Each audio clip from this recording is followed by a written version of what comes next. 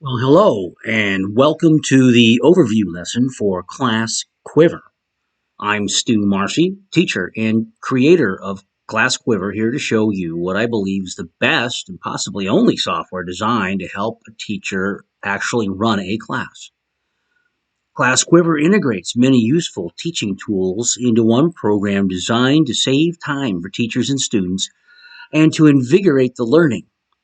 Let me give you a glimpse of the most important aspects of Class Quiver with this demonstration class. First, notice at the bottom of the screen where elements of the integrated lesson planner are shown to the class as you project this onto the screen for all to see. So they see the target and they can also see what the next activity is or all the activities if you show them. And I have created, by the way, a mini lesson complete with activity timers uh, that will begin when class begins and alert me to the pacing of the lesson. Also, notice here, also from the lesson planner, some important dates coming up where I've put the expiration date of this version, this beta version of Class Quiver. Now, as you can see, not only do we see the next 4 birthdays coming up, but today is Victor's Day to be celebrated. You will never miss a birthday, and even during the summer birthdays, I have them in here as half-year birthdays. Students will really appreciate that. Now, class is about to start at 2:15, so that will take us to the main toolbar activity. And as you can see, when class starts, I have an optional prep time timer started, and they have a minute to get ready for class. And as you can see, there's an associated icon. Uh, this icon, as well as all of these other icons, you can right click on them. And so if I have to track or document the fact that a student is not prepared for class, if you wish to do that, you would just right click on that icon. So I could say, Jason is for class. This is what's called a teachable moment, which is optional. This teachable moment is verbiage that you've and your class have created in the integrated co-created norms utility. So anyway, tracking or documenting is that easy. Now, class has begun. At the end of class, something similar will happen, but with the backpack icon, and this is for cleanup. If someone has left a mess, you simply right-click on it. Carla, you did not clean up your space, and you can document it and track it. Again, with that optional teachable moment box that pops up. So now, as you can see, the activity timer has begun, helping me keep on pace as a teacher. And we're going to discuss this main toolbar. So I've already discussed a couple of these icons. These other icons, these three are toggle icons. So if you need to tell your students when cell phones are allowed, you simply left click on it and it'll toggle to a different icon. This one is yellow, at least for me in my classes. We've decided that means educational purposes only. Green means it doesn't matter. Maybe you're on a break and breaks are automated with these icons. And then, of course, there's no cell phones. We're taking a quiz. Please put them away. Same thing with talking. So there's no talking, or maybe we're doing one at a time talking. At any rate, the students can clearly see what the expectations are at the moment. Same thing with food. Is food allowed? Not at all. What is responsible food? Food that is not going to disrupt the learning. Or break time, you can get out that Fig Newton and go ahead and eat it.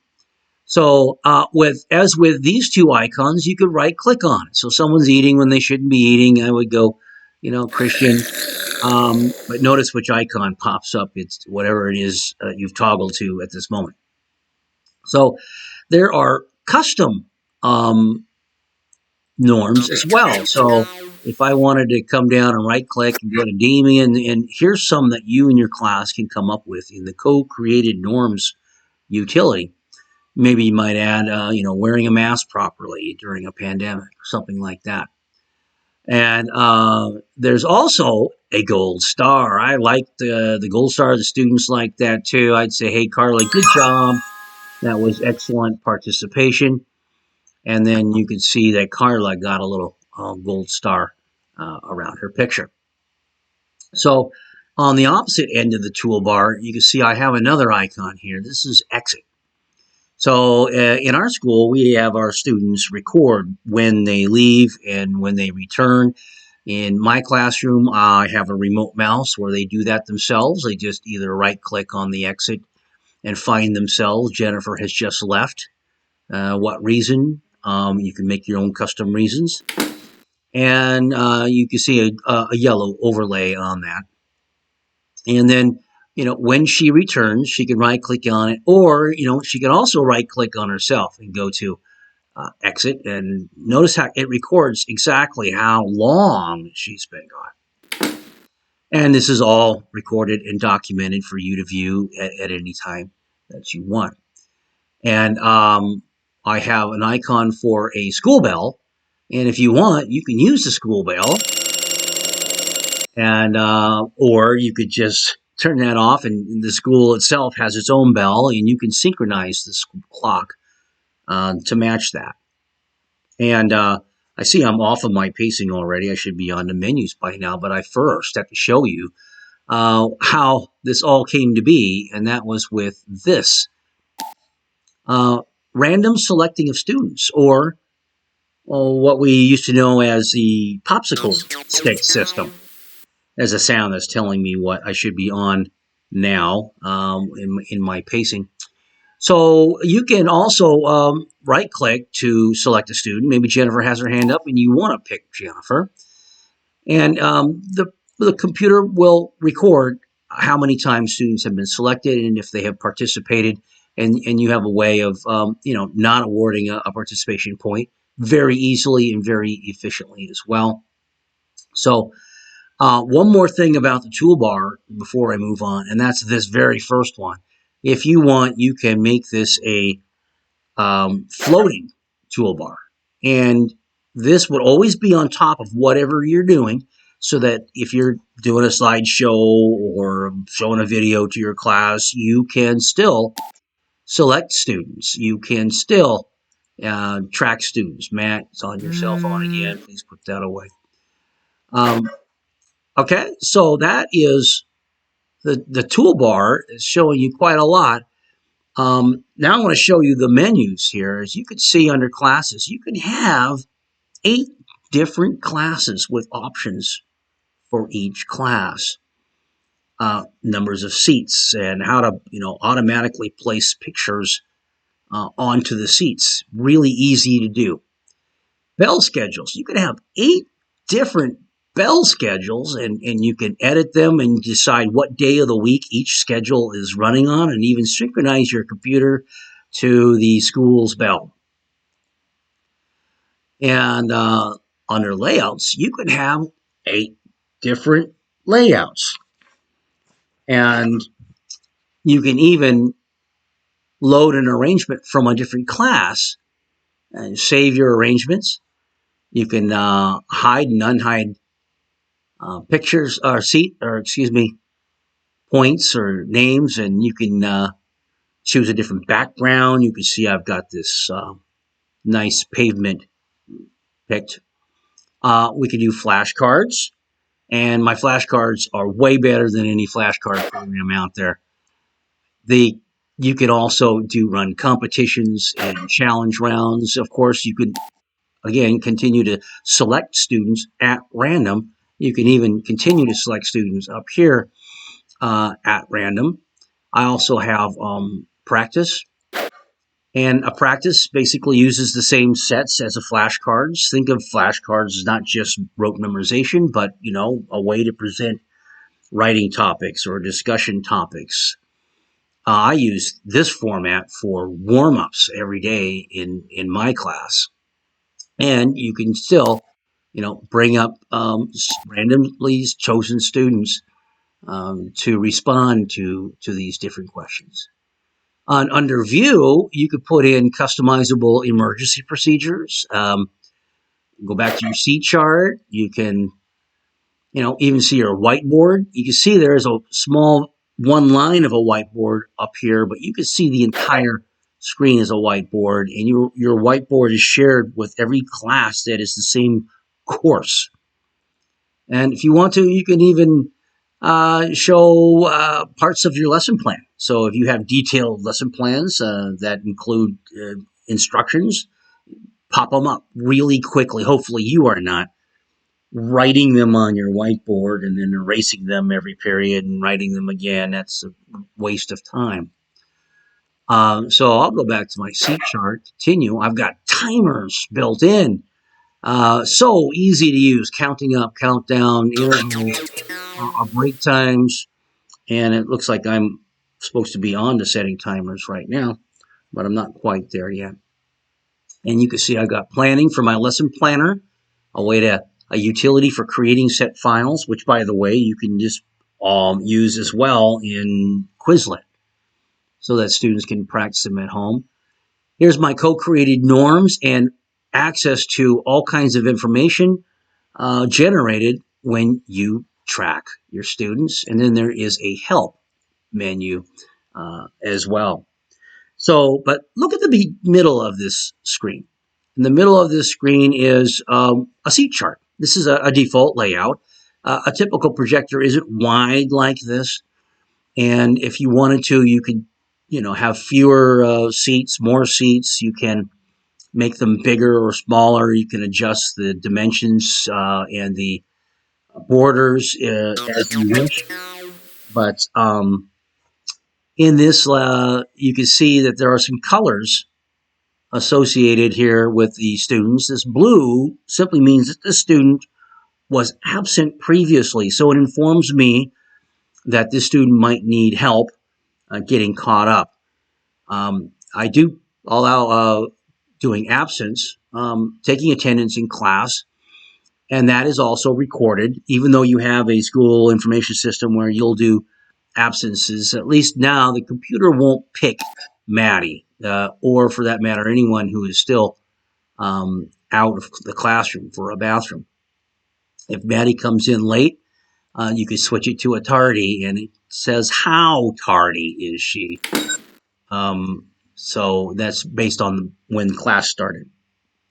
So sometimes you'll see a gold star, and there are other colors as well associated with cell phones or food if a student is not permitted. And that's, of course, all that is optional. So I start out my class with their actual photos from the yearbook, but some students don't like their photos, and you can change it to anything you want with a right click. Just change the picture and pick any picture that you want. And then, we also have seating chart restrictions. So if you right click, notice that I can assign them to this seat. So Alan will never move even if I randomize the seat chart. Or maybe I could say Matt should never sit by Mike. I'm going to say do not sit by Mike. Now they won't sit next to each other. So here's what's really cool is I can random the seating chart. All right, so you notice that Mike did not sit by the other student, and Alan, of course, didn't move at all because he's been assigned to that spot. So um, it's a really nice way to handle all of your seat charts. Teachers may not do this regularly because it takes them too much time. Well, not anymore, not with Class Quiver. Finally, let's go to my timers. I want to quickly show you how to set timers. And you can see I can set my prep timer, my all-purpose timer, default interval timers, and that's what really cool. How much time you get between activities that are timed, it just automatically moves through that. I can set the challenge, break time minutes here if you manually give a break time, right click, break time now. I like to right click on the number itself and say, okay, I need a 2-minute timer really quick. And now just click on it and it starts. So it's very, very easy to use. Now, finally, let's go to help. And under help, you can see I've got a way for you to check for updates because I'm making updates all the time. And it'll check to see what version you have and what's available. And it says I am up to date. But it's super easy. It'll do a download for you, and then you just run the setup exe, and it updates your program for you. I have a link to my classquiver.com. But if you want the training videos, there's 2 places here. There's one that's on YouTube, and one is on my website, classquiver.com. And I think I would very much like it if you could give me some feedback. If you're going to be using this beta version, please give me feedback so that I can improve it and make it better. Okay, so let me show you what it looks like if you go to the training videos and you come to Class Quiver. Maybe you've already been here. That's how you got this overview lesson, unless a link was sent to you. And just a matter of just clicking one of these. Hopefully you will now go to lesson 2 and run your Okay, welcome to lesson 2 for Class Quiver. Here it is running right now. And so hopefully you'll go there and I will show you exactly how you can set up a class really easy, very quickly. With that concludes my lesson on the overview of Class Quiver. Good luck, and I hope that you enjoy it and make as good a use of it as I have over the last 10 years. Thanks for watching.